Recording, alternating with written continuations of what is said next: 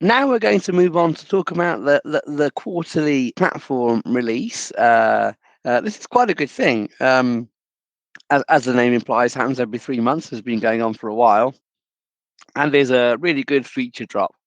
And I'm going to hand over to Warren to introduce this.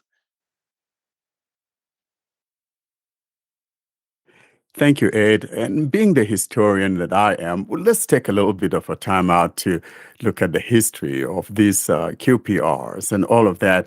And I do want to credit that, though, going back to the release of the Pixel 4 series back in 2019, in the fall of that year, when Google introduced the Pixel 4, then that first feature drop was introduced in December of that year, 2019, and has since then become a tradition with Google. And now we have those things starting from like March, June, September, and December.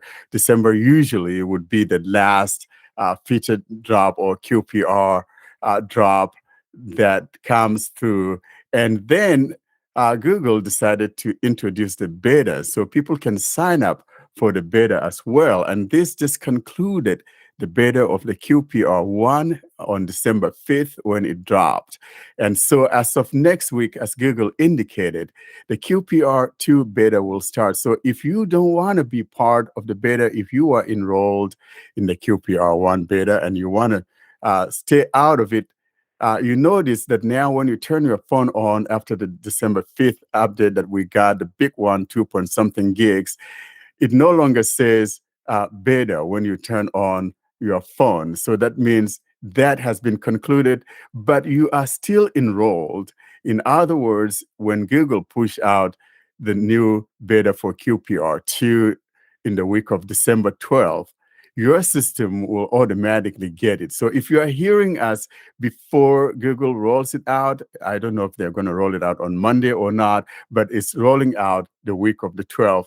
If you don't want to be part of it, then you need to go back to the beta site on Google and opt out your device. If you don't, then you'll automatically be rolled into the QPR beta 2. But if you are wanting to stay in, you don't have to do anything. So this is for those of you that do not want to be part of the QPR beta 2. And the items that qualify for these feature drops, of course, go all the way back to the Pixel 4a. Unfortunately, the father of it all, the granddaddy that started it rolling, the Pixel 4, is not on this list. So if you have Pixel 4a through the Pixel 7 Pro, all of those will get this feature drop. And talking about that feature drop, now let's talk about the things that actually came through. And that was the history of it. But the things that came through are the things I want us to talk about today, which are very important, besides the fact that there were like over 77 or 77, to be precise, number of bug fixes that were fixed with this feature drop. And then there were like 44 potential exploits that were fixed in this feature drop. So if you're waiting and saying, hey, I don't want to update, please do, because you don't know one of these things may go out into the wild, and you want to make sure that you have that taken care of. So it's very important that when we have some of these good feature drops and your system qualifies for it, go ahead and take advantage of that. So let's talk about the items that the most important ones. I think there are three of them, and that will be the clear calling. The clear calling is something that Google demonstrated when they were introducing the Pixel 7 series.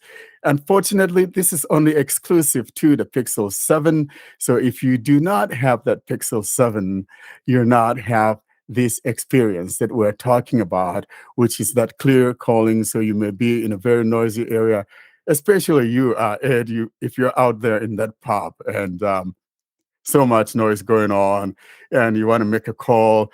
If you make your call, it's going to be nice and clear. Ed, what do you think about that? I think that's a really, really good thing, and then people won't actually know I'm in the pub.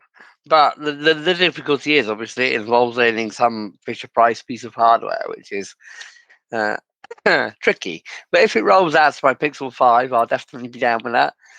Good noise cancelling going on, and I can persuade you that I am actually not in the pub, and am in fact in my house. I should really have pretended, I suppose, that I was in a pub using a Pixel 7, and this was the feature in action. That would have been the thing to do, wouldn't it? But I didn't do that. Yeah, so it's a good feature and something that I think a lot of people will enjoy, most especially if you're outdoors a lot or if you happen to be, working in places that are noisy, maybe a shopping mall or wherever you may be, that there's a lot of noise out there. This would come in handy. Now, is this just a Pixel 7 series feature, or does that come to all Pixels? Do you know? So far, it's only for the Pixel 7 series. Okay. I'm wondering how good it is though, because the noise someone needs to hear when you're on the phone is your voice, the sound, sorry.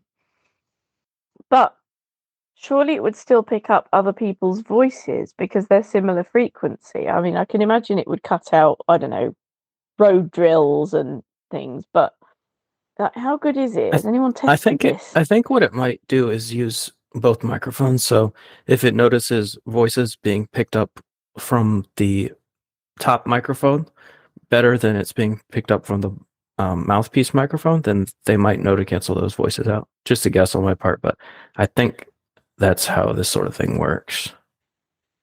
I think that makes sense, John, because when I'm talking to someone, I'm actually using the top microphone or the bottom microphone because my mouth is toward the bottom. I'm holding the top part near my ear or on my ear, and basically I'm utilizing the bottom microphone. So the system would be intelligent enough, and it's using the G2, G2.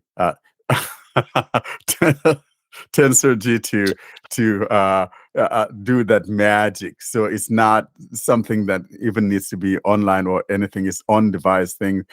So I think your observation is correct, John. I think that's how it would work. But like I said, who knows? Google sometimes rolls these things out to the devices that they roll it out for, but then down the road, they roll it out to other devices too. And so prime example is the next category that we're going to be talking about, and that would be the recorder. Of course, it was exclusive to the Pixel 4, and we see how it is that it got rolled out to other ones as well.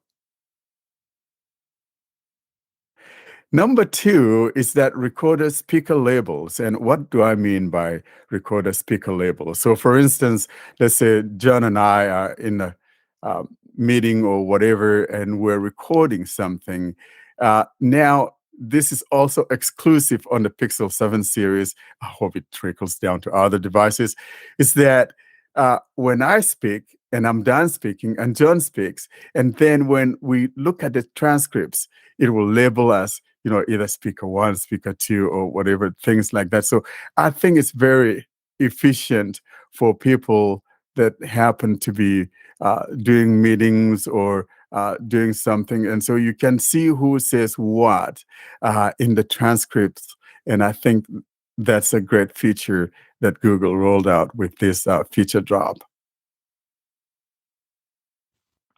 Does it have to send the stuff you've said to a server to transcribe it? I'd imagine it does, no? No, it's on device. Oh, really? Everything is about privacy, and so it's on device. But then it can also be uploaded to there's actually a dedicated web page for the recorder. I think it's recorder.google.com or something like that. It can show up there. So, but you can do this thing offline as well. That's clever. Yeah, that's part of the reason why these things are usually restricted to like the current phone because they're using the tensor chip to do stuff on device. So I would imagine that it would come to the Pixel 6 at some point, since that's using tensor chip as well. I would like to think so too. But usually they want to make sure that the people that got the current devices enjoy it for a while before rolling it out to the others, because or else someone would say, doggone it, I shouldn't have even purchased this. But it's one of those things, and I'm sure it's going to roll out to the other ones as well, even to the one that Ed has, the Pixel 5. I think it would be nice to roll it even back to the Pixel 4a. That would be nice. The next one, though, is the VPN. And this was something that you had to have at least subscribed to the 2 TB Google Cloud storage in order to get that Google VPN.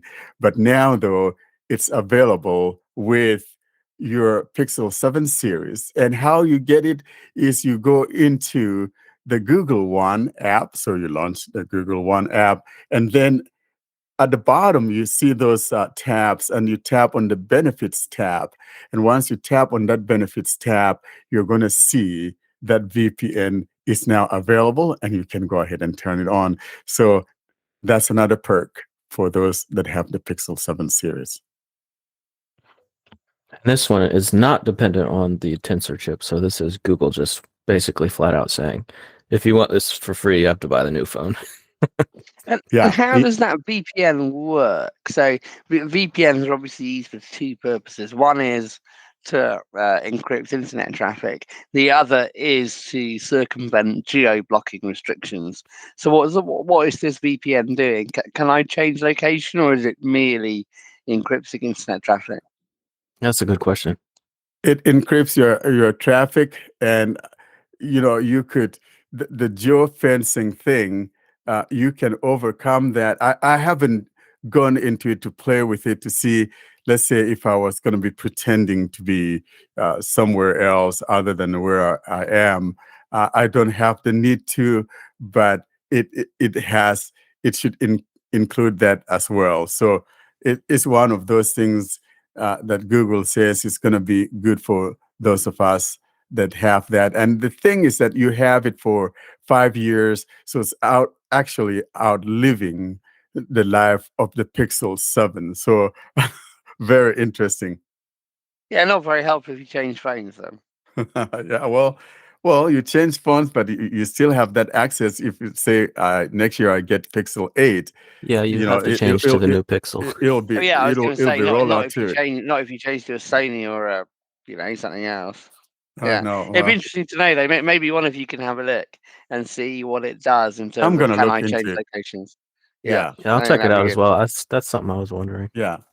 We should probably mention to the listeners, if anyone doesn't know, that VPN stands for Virtual Private Network, just in case that's important. And thank you some people so much. We always take these things for granted, don't we? We just assume that everyone knows these things, and it's not always the case. Thank you so much. What's all this we? You do. Yeah, well, we, in the sense that generally on the internet or, in discussion areas, we use these acronyms, and we just assume that everyone knows these things. And it's not like, Cam was using the CRM a little earlier today. And frankly, I didn't know what that meant until he said what it was. Acronyms are our favorite thing to say, but we never stop to think people don't necessarily understand what they are. The other thing is, somebody might be thinking, why would I want to use that VPN? I can give you a really good example. There are certain TV... I literally did just say, Fee, I've told people why they might want to use it to encrypt their internet traffic. Yeah, or to change but why would you want to in. change location, though? Why would you want to do that? And I can give you a really good example. There are some TV apps and radio apps, certainly in this country, where they'll only let you use them if you're in the UK. And so that is an example of where you might want to use the VPN to make out if you're in the UK. Because people might be thinking, well, why would I want to pretend to be in a completely different place? Well, that's why. The other reason is if you're doing dodgy things. Can I just stop you? If you want to do that with radio apps over here, it won't work. Oh, is that BBC true? with BBC Sounds anyway. So Mm. our BBC app, certain content is restricted by location. So the way a VPN will work, it will base your geographic location off your IP address. So the address you appear to be on when you connect to the internet. That still holds good for a lot of TV apps. What BBC Sounds does is base it off location services, off your GPS. Now, obviously, what you can do is disable your GPS, but BBC Sounds is smarter than that, and it will go, aha, your GPS is off. I'm going to assume you're not where you need to be. Now, if you're on the iPhone, you're stuck at this point. You can literally do nothing about it unless you jailbreak your phone and install Kepler. On Android, you are in a happy position because what you can do is turn on developer settings. You can enable mock location and download a mock location app. I can't remember what mine's called. It's like fake location spoofer 2020 something or other. It doesn't really matter. But if you turn that on, you go into your fake location app, you set your location, and BBC Sounds is a go. And it works very well. All I will say is, remember to turn it off again before you use your GPS, or you might die because Yeah. it will think you're somewhere Exactly. else. And I that don't would think be the you'd price you pay actually for trying to die. I cheat think But BBC. if you're driving, you literally might. Well, if you're stupid enough to follow every single GPS instruction when you're driving, like driving into a river and stuff, then yeah. I did say might. I didn't say will. Oh, okay. But so yes, VPN is not the be all and end all to masking your location. It's still very good. It's still my go-to, but especially, well, it's an Android podcast, so hopefully you're all good with it. But a lot of apps are now going off location and not the IP address. So do you get a mock location app? Do you be prepared to turn on developer settings, albeit it's a bit scary in there. So if you're really nervous, probably don't do it. And then enable mock location, change your location, and you should be good to go.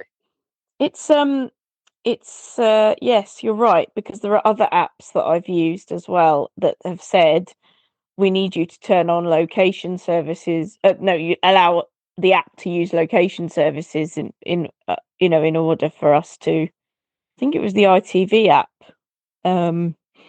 which is independent television. It's a station that's not a BBC one. It has adverts instead of being paid for by our license fee, and I think they wanted me to turn on. It was either ITV or Channel 4, but I think it was ITV. It's handy as well because it gives me the regional news that I want in London and not like in Glasgow or somewhere. But I think it's mainly just to check you're in the UK. I'm not sure why they're that bothered actually with ITV because it's paid for by adverts anyway. So I don't know why they're bothered, but there we go. Maybe they want to see how many people from different places use their app. No idea. Yeah, I don't know either. Like Sky, I mean, I pay for Sky, and they won't let me watch it abroad. Well, obviously, I do watch it abroad through various methods that I've just described. But actually, Sky is still VPN. Yes, the other thing I'd say about really VPN. Stupid if it's your account, but I suppose I they don't might be know. worried that you've given your details to somebody else. But people do travel; they do go abroad. Yeah, If yeah. you're paying for it, that's outrageous. I think the problem is a lot of, especially with TV, they license different, not what am I saying? Products like different shows and stuff to different copyright thing. Yeah, maybe? because like in Netflix, for example, like I wanted to watch Better Call Saul, and that's a Netflix exclusive in the UK, but here in the US, AMC owns the rights to that show. So I had to use a VPN. Not Netflix. Yeah, so I had to use a VPN to watch it through Netflix in that case. So I think the problem is it's not necessarily that like if you leave your location and you're in a different location, that somebody else might own the rights to whatever it is you're trying to view. That's my guess. Probably is to do with that. Yeah. Now, apart from all of those things that we mentioned, there are some other things, not major things or, some existing availability or features that get um, introduced into other countries as well. But another thing I want to say in passing here is that in the wallpapers, observing the International Day of People with Disabilities, we have curated items in there. I think there are 3 wallpapers that are dedicated to that Disability Week or Disability Day, International Day of People with Disabilities. And that's one of those things that was part of this feature drop. And then we have, things that I said came to existing features. For example, we're talking about something like live transcribe that used to be um, in certain areas only. Now those things are now available in 5 more languages, I should say, not 4, but including languages like Arabic, Persian, Swedish, Vietnamese, and Danish. And so they've expanded those to those countries. And then voice message transcription also now support, Pixel 4a through Pixel 7. And Google Grammar Check is finally available in languages like French. So those are some of the things that came through in this feature drop that came through on December the 5th. One thing I think it is worth saying, I don't know if it's in the beta or the most recent feature drop, but certainly it's been posted recently, is that there is a bug if you are using your TalkBack Braille keyboard in landscape mode. And this bug will occur if you have auto rotate turned on.